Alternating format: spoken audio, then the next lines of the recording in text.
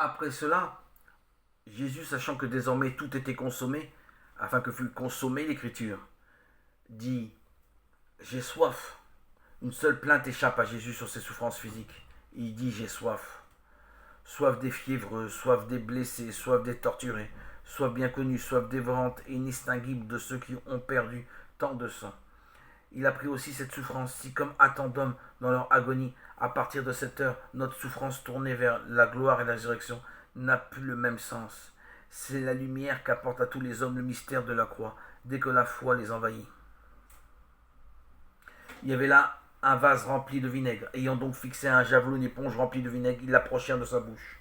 Lors donc que Jésus eut pris le vinaigre, il dit: Toutes choses sont parfaitement exécutées.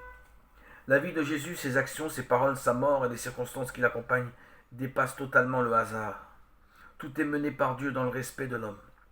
Il s'agit de la venue du Fils, l'envoyé du Père, et du salut qu'il réalise et accomplit. Tout est consommé. Et poussant un cri, Jésus dit: Père, je remets mon esprit entre tes mains. Luc 23, verset 46. Jésus, le Fils de l'homme, n'évite pas la mort, mais l'accepte dans la condition d'angoisse où elle se présente pour chacun d'entre nous. Il pousse lui aussi le grand cri de l'agonie, commun à tous les hommes. Il vit à son tour cette heure, l'heure à laquelle il a tant pensé, l'heure de vérité, où chacun devant le monde matériel qui lui échappe, avec son univers de tendresse et de relations amicales qui s'effondrent, doit affronter le combat et accepter de s'en remettre à son Créateur. C'est là toute la profondeur du sacrifice de Jésus.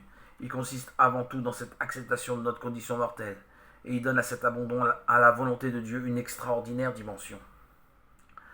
Car le Dieu à qui il s'en remet n'est pas le Créateur lointain et distant, mais le Père, son Père.